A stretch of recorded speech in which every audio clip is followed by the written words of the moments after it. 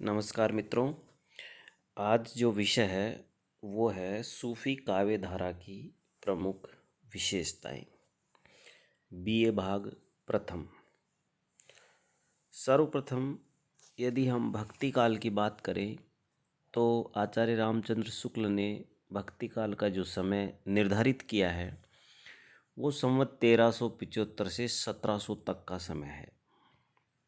और इस भक्ति काल के ही अंदर चार मार्ग हैं। यदि हम इसका विभाजन करें तो निर्गुण भक्ति काव्य धारा और सगुण भक्ति काव्य धारा में संपूर्ण भक्ति काल ये दो भागों में विभाजित है। निर्गुण भक्ति काव्य धारा के आगे यदि हम इसके भाग करें तो इसमें है ज्ञान मार्गी शाखा, जिसको संत काव्य धारा भी कहते हैं। और इसके जो प्रमुख प्रवर्तक कवि हैं वो हैं कबीर। निर्गुण भक्ति काव्य धारा का जो दूसरा भाग है या दूसरा पार्ट है वो है प्रेम मार्गी शाखा, और इसको हम सूफी काव्य धारा भी कहते हैं। और इसके प्रवर्तक कवि हैं जायसी। दूसरी और सगुण भक्ति काव्य धारा की हम बात करें तो सगुण भक्ति काव्य धारा के भी दो भाग हैं, जिसमें एक तो है राम भक्ति शाखा और दूसरी है कृष्ण भक्ति शाखा। राम भक्ति शाखा को कृष्ण काव्य धारा भी कहा जाता है और इसके जो प्रवर्तक कवि हैं वो हैं सूरदास। ठीक इसी प्रकार राम भक्ति काव्य धारा जो है इसको राम काव्य धारा भी कहते हैं और इसके प्रवर्तक कवि हैं तुलसीदास। और कृष्ण भक्ति जो शाखा है उसको कृष्ण भक्ति काव्य धारा भी कहते हैं और इसके प्रवर्तक हैं सूरदास। तो इस प्रकार से ये सगुण और निर्गुण के दो भाग हैं। और निर्गुण में आज हम बात करेंगे प्रेम मार्गी शाखा, जिसको कहते हैं सूफी काव्य धारा। सूफी काव्य धारा की यदि हम बात करें तो यहाँ पर सर्वप्रथम इसके जो कवि हैं वो हैं असाइद, मुल्ला दाऊद, दामोदर, ईश्वरदास, कुतुबन, जायसी, मंजन। इसमें एक प्रमुख समस्या है वो ये है कि सूफी काव्य धारा जो है इसमें इससे क्या अभिप्राय है। ये सूफी जो शब्द है ये कहाँ से आया, किस प्रकार आया और इसका क्या अर्थ है, इसको यदि हम थोड़ा सा समझने की कोशिश करें तो हिंदी साहित्य के इतिहास में सूफी जो शब्द है उस पर विभिन्न विद्वानों ने अपने अपने मत दिए हैं। या यूँ कहें कि सूफी शब्द की व्युत्पत्ति तथा उसके वास्तविक अर्थ के बारे में यदि विद्वानों की बात करें तो उन्होंने अपने अलग अलग मत इसमें दिए हैं। सामान्यतः मनसा वाचा क्रमणा शुद्ध, सात्विक तथा ईश्वरा साधना में मग्न, या यूँ कहें कि ईश्वर की आराधना में मग्न एवं सांसारिक विषय वस्तुओं से दूर रहने वाले भक्त या यूँ कहें साधक व्यक्ति को सूफी कहा जाता है। लेकिन विद्वानों का एक वर्ग है जो सूफी शब्द का जो अर्थ बताता है या इसका जो जो उनका मत है तो वो है कि सूफी शब्द सूफ या सफ से निकला हुआ है और इस सूफ शब्द का अर्थ होता है अग्रिम पंक्ति में खड़े हुए लोग।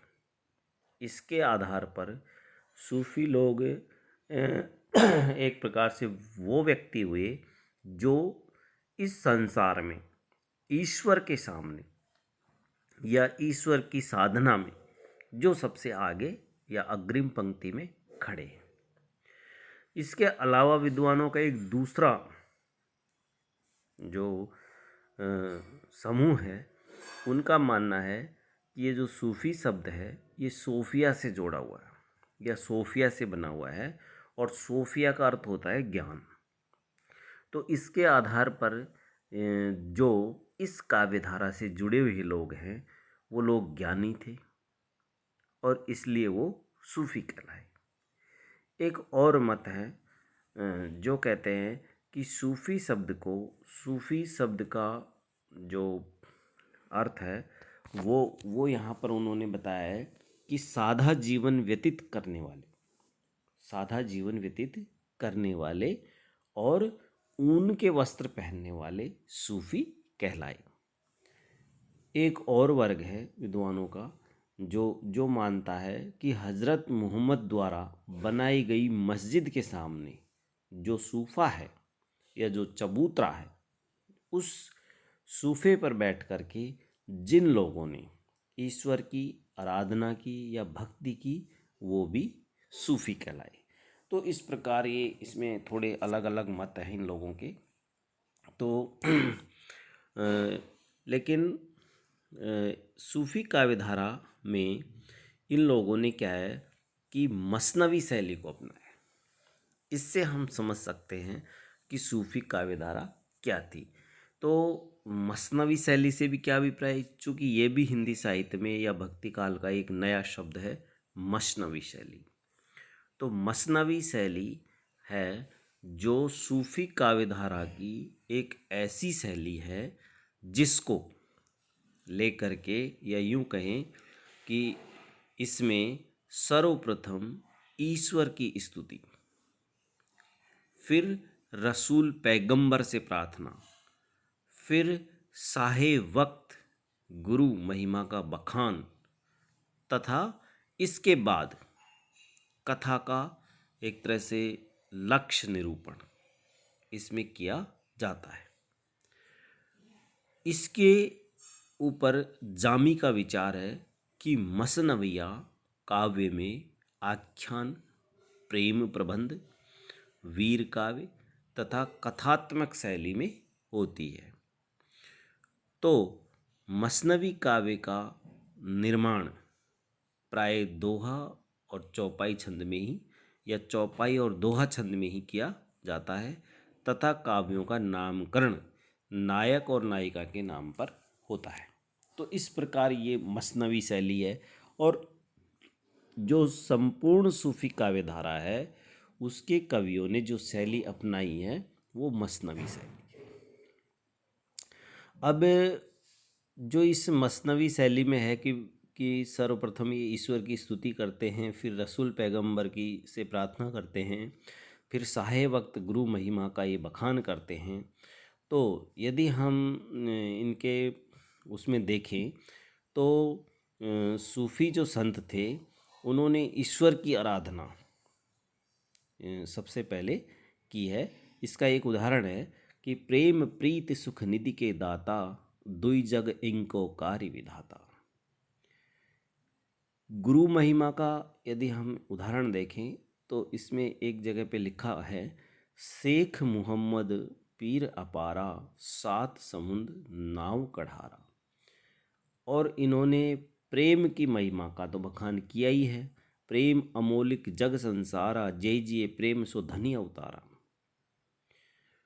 अब एक चीज़ और हम देखना चाहेंगे, वो ये है कि सूफी काव्यधारा का एक तरह से मेरुदंड क्या है या मूल मंत्र क्या है।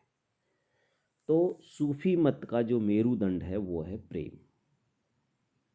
अतः जो संपूर्ण सूफी काव्यधारा है इसमें साधना में या यूँ कहें कि इन्होंने साधना में प्रेम के ही एक तरह से दर्शन होते हैं या इनकी साधना में प्रेम के दर्शन होते हैं और ये प्रेम के माध्यम से ही परमात्मा की अनुभूति करते हैं और उस प्रेम परमात्मा की अनुभूति के द्वारा ही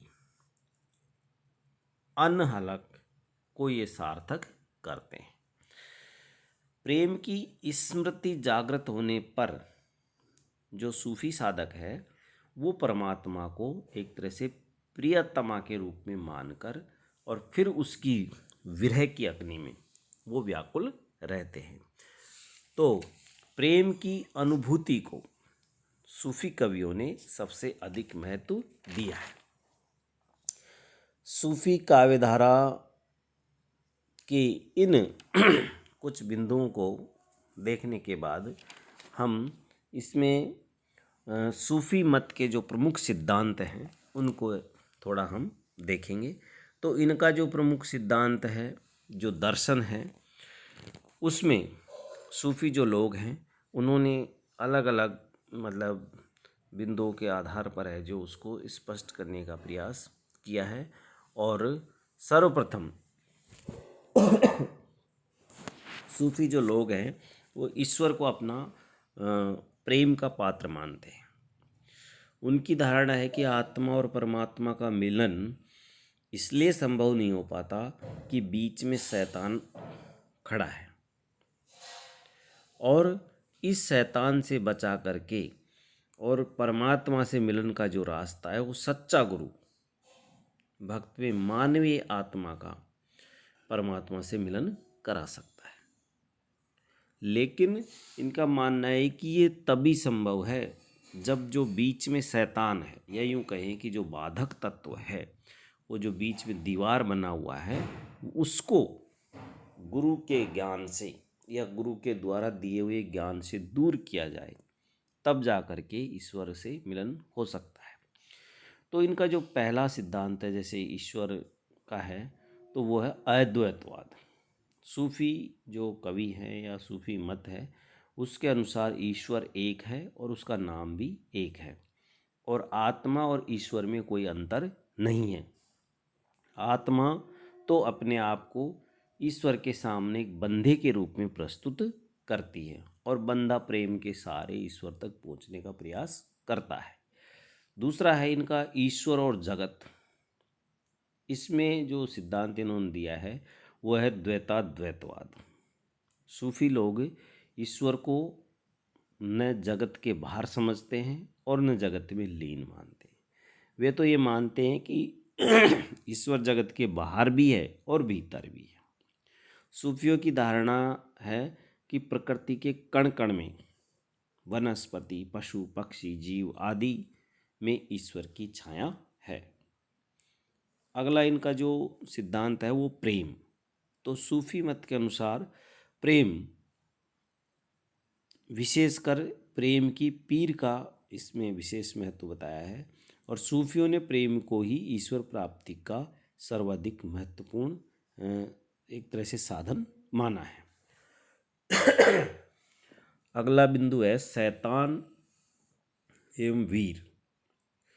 तो शंकर मत के अनुसार माया, आत्मा और परमात्मा के जो माया है वो आत्मा और परमात्मा के मिलन में बाधक है। तो सूफी मत वाले भी बंदे और ईश्वर के मिलन में शैतान या माया को ही बाधक तत्व मानते हैं। जीव, सूफियों ने जो जीव है, जीव को ही ब्रह्म माना है।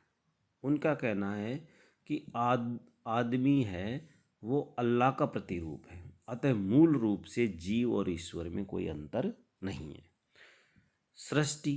सृष्टि के ऊपर इनका मानना है कि सृष्टि की उत्पत्ति का जो कारण है वो रूह है, और रूह का अर्थ है अलौकिक शक्ति से लिया गया है। तो इंसान की रूह का शरीर से जो संबंध है वही संबंध रूह का सृष्टि से है। तो सूफियों के मतानुसार सृष्टि व दर्पण है जिसमें अल्लाह के आत्मदर्शन की कामना पूरी होती है। इनका एक और सिद्धांत है वो अनहल हक। तो इसमें सूफियों की का ये मत है कि मैं ब्रह्म हूँ, अन अल हक अर्थात मैं ब्रह्म हूँ को स्वयं अनुभव कर सके, इसके लिए साधना की आवश्यकता होती है, और ये साधना ही है जो ईश्वर से मिलन करा सकती है। तो ये इनके कुछ प्रमुख सिद्धांत थे। यदि हम सूफी काव्य धारा की काव्यगत विशेषताओं को दृष्टिपात करें तो इनकी कुछ जो प्रमुख विशेषताएं हैं मोटी मोटी सी, तो वो ये है कि इन्होंने गुरु की महिमा का गान किया है, क्योंकि गुरु के बिना ईश्वर से मिलन असंभव है। तो इन्होंने कहा है कि शेख मोहम्मद पीर अपारा, सात समुंदर नाव कढ़ारा। प्रेम और वियोग। सूफियों का मत है कि ईश्वर के प्रति प्रेम जागृत हो और फिर उसके वियोग में ये जो शरीर है वो ईश्वर की साधना करे। ये इनके काव्य में देखने को मिलता है। इतिहास और कल्पना का मिश्रण इनके काव्य में देखने को मिलता है। इन्होंने इतिहास की कथाओं को लेकर के और उसमें कल्पना के योग से अपनी कथाओं को बुना है। जैसे पद्मावत है, मंजन की रचनाएं हैं, और लौकिक प्रेम के माध्यम से अलौकिक प्रेम की व्यंजना सूफी कवियों ने की है। मसनवी शैली, अगली जो विशेषता है वो है मसनवी शैली का प्रयोग। मसनवी शैली में सर्वप्रथम ईश्वर की स्तुति, रसूल पैगंबर से प्रार्थना, फिर साये वक्त गुरु महिमा का बखान, और फिर इनकी आगे की कथा। तो इस प्रकार से इन्होंने मसनवी शैली को अपनाया। शैतान अवरोधक तत्व। ईश्वर से मिलन के रास्ते में इन्होंने शैतान को बाधा माना है। और नारी परमात्मा का प्रतीक है। प्रेम अमोलिक जग संसारा, जे जिए प्रेम सो धनी अवतारा। इन्होंने क्या है कि नारी को ईश्वर या परमात्मा का प्रतीक बताया है। आडंबरहीनता, या यूं कहें कि आडंबर के ये विरोधी रहे हैं। प्रबंधात्मकता, इनके काव्यों की प्रमुख विशेषता यह है कि इनके सारे जो भी काव्य हैं वो प्रबंध काव्य हैं। संघर्षशील नायक, इनकी कथाओं में जो नायक होता है वो संघर्षशील होता है, वो आजीवन संघर्ष करता है। इसके अलावा भावों की बहुत सारी व्यंजना, रहस्यवाद, और इनके काव्य में दर्शन देखने को मिलता है। तो ये कुछ इनकी विशेषताएं थी जो सूफी काव्य धारा को एक तरह से परिभाषित करती हैं।